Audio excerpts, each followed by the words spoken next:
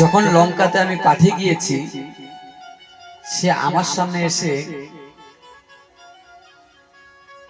চোখের দিকে চোখের দিয়ে তাকিয়ে আছে আমার দিকে। আমার কথা হলো কি জানেন, যে শিষ্য হাজারো ভুল করতে পারে, গুরুদেবের কর্তব্য হলো 100 বার মাফ করা।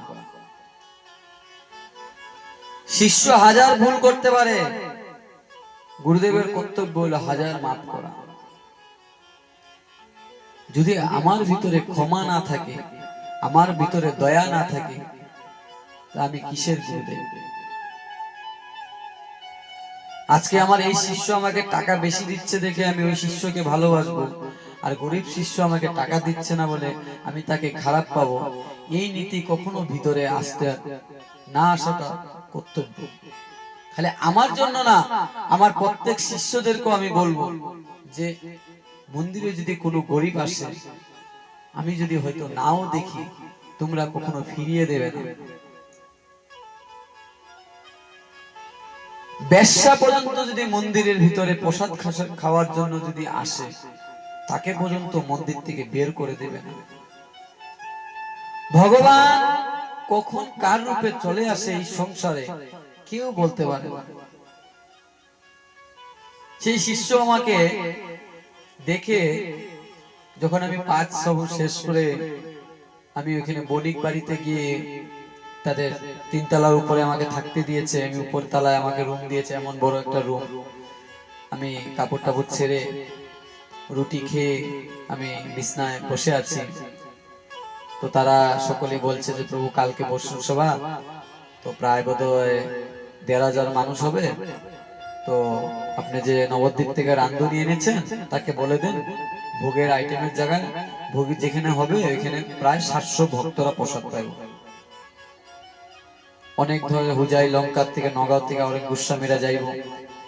আর এই শিষ্যটা না হঠাৎ করে রুমের ভিতরে চলে আসে, কথা নাই কিছু নাই, রাতের বাজে 11:30, আমার পাও ধরে হাউ হাউ করে কান্না করছে। কান্না করে বলছে যে বাবা অনেক ভুল করেছি, টাকাটা দেইনি আপনার, এমন হয়েছে, এমন চক্রান্ত ভগবানের, আমি টাকা নিয়ে নিয়ে অনেক কিছু সম্পত্তি করেছিলাম, কিন্তু আজকে আমার বিল্ডিং ঘর আছে, সবকিছু আছে, কিন্তু আমার বউ আর বাচ্চা, সারা মা বাবা ভাই বোন সবাই আমার বিল্ডিং ত্যাগ করে তারা বেলেগ জায়গায় চলে গিয়েছে, আমার সাথে এখন কেউ নাই, আমি একা পড়ে গেছি।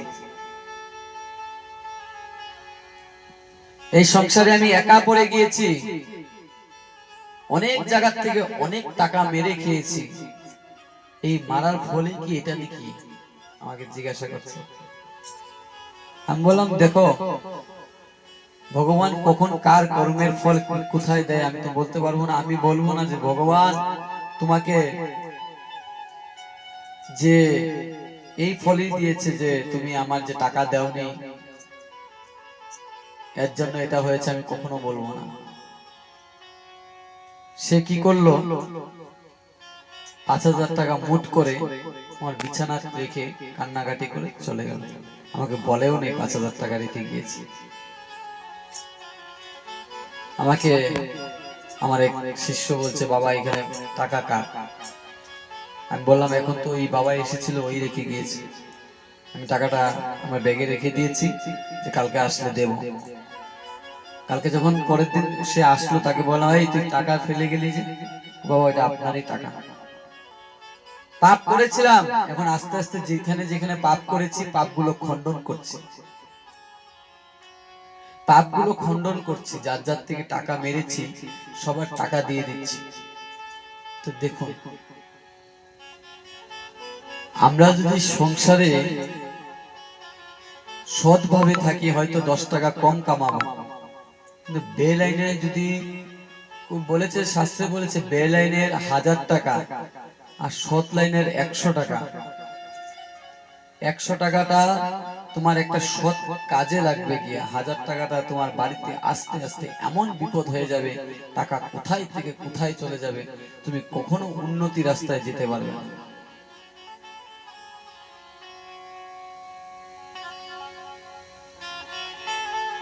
এর জন্য বলেছে যে সুদে টাকা দিতে নেই, সুদ খেতে নেই, মানুষকে কখনো সুদের টাকা দিতে নেই, সুদ আনতে নেই।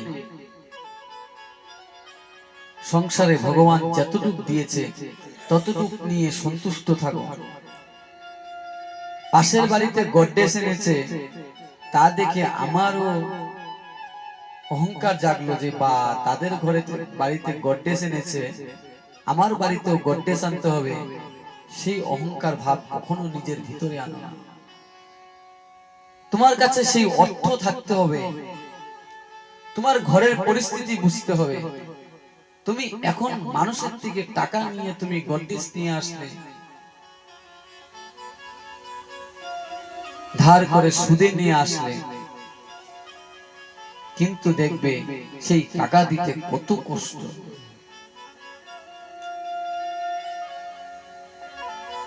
আমার কথা হলো যে লাগে গরিব হয়ে চলো, কিন্তু হৃদয়ের ভিতরে কখনো কোনো ধরনের কোনো কিছু লোভ, কোনো ধরনের কোনো কিছু টাকা পয়সার মোহমায়া জমানো, এইসব কিছু বাইরের থেকে মানুষের থেকে মেরে খাবো এই ভাবনা রাখবে না। কিন্তু কথা হয়েছে যে সংসারের মধ্যে একদম কম টাকা কামাও, দেখবে কতটুকু শান্তি পাওয়া যায়। আজকে গুটের লোন যাদের যাদের আছে, যেদিনকার কিস্তির ডেট চলে আসে রাত্রে কিন্তু ঘুম হয় না, ঘুম হয় না, কিন্তু টেনশন থাকে যে কিভাবে কালকে টাকাটা দেওয়া হবে, আবার আগত তো কিস্তি এসে গেল, শান্তি নেই। কি করলে তুমি লোনের টাকা দিয়ে? শরীরে যখন লোনের টাকা বাড়িতে চলে আসে তখন কি হয় মনে, আর 2টা দিন ঘরে রেস্ট করি, কামে আজকে যাবো না, আজকে 2টা পয়সা তো আছে, এটা খরচা খরচা করে খায় নেয়।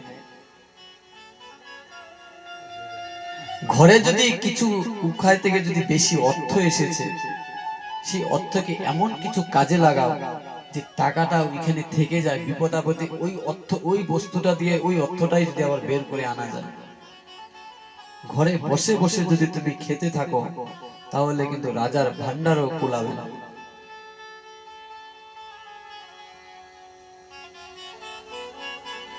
ভগবান শ্রীকৃষ্ণ বলেছে যে আমি প্রত্যেক জীব মাত্রে চালাই, একটা পিঁপড়াকেও খাওয়াই আমি, একটা হাতিকেও খাওয়াই আমি, তার মধ্যে খালি মানুষ। একটা হাতি 100 কুইন্টাল খাবার খায় রোজ, আর আমরা মানব দেহর কত, আর 500 গ্রাম চাউল হাইস্ট। ভগবান আহার, যদি ভগবান তোমার ভাগ্যে যদি আহার লিখেছে তুমি অবশ্যই এই আহার পাবে। এক শিষ্য তার গুরুদেবের সাথে, শিষ্য গুরুদেব পাঠ করছে যে দেখ ভগবান যদি তোর আজকে অন্ন লিখেছে তুই আজকে অন্ন খেতে পারবি, যদি লেখে নাই তুই অন্ন খেতে পারবি। আর সে শিষ্য বলছে ধুর তোমার কথা বাদ দাও তো, আমি খাবোই না কালকে অন্ন, দেখি তো ভগবান আমার কপালে অন্ন লিখেছে কিনা। গুরুদেব বলছে ঠিক আছে যাও। সে বলছে এখন আশ্রমে থাকলে তো খিদা পাইব, সবাই খাইব, সেটা দেখে তো খিদা পাইব আমার। সে কি করছে, গভীর জঙ্গলে গিয়ে গাছের উপরে বসে আছে। গভীর জঙ্গলে এক গাছের উপরে বসে আছে। তখন গাছের উপর থেকে দেখছে যে কিছু, মানে আগের দিনে মানুষরা বাণিজ্য করতে যেত, মানে মাল নিয়ে হাটে হাটে যেত।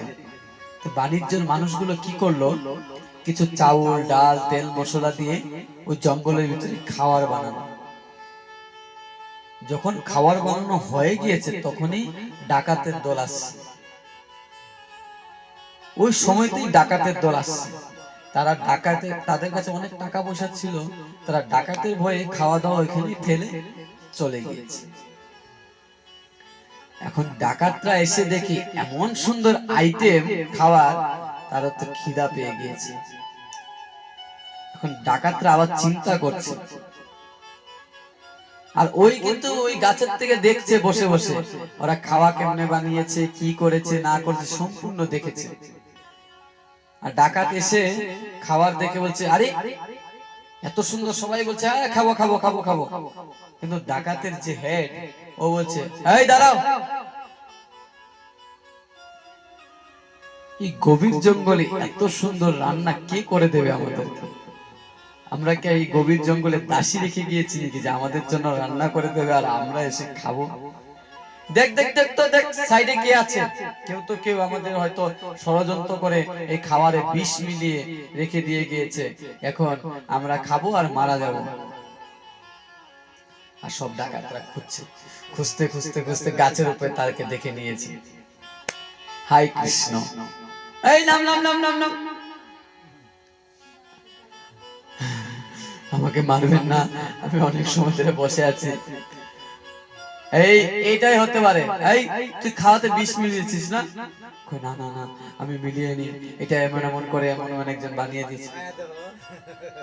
তখন একজন ডাকাত বলছে, এই ওকে খাওয়া আগে, এই সম্পূর্ণ আইটেম ওকে খাওয়া আগে, তারপর আমরা খাবো। দেখো গুরুদেবের সাথে তর্ক করে আসছিল যে আজকে খাবো না, তুমি তো বলেছো না ভগবান আহার যদি লেখছে, আজকে ভগবানের আহার লেখাটাও খাও খন্ডায় দেবে, কিন্তু পারছে না। কি বড় চক্রান্ত ভগবানের রচনায় হয়ে গেছে। দেখো সংসারে ভগবান যতটুকু আমাদেরকে দিয়েছিস ওটুকুই নিয়ে আমরা সন্তুষ্ট থাকা দরকার। আজকে আমি এখানেই সমাপন করব।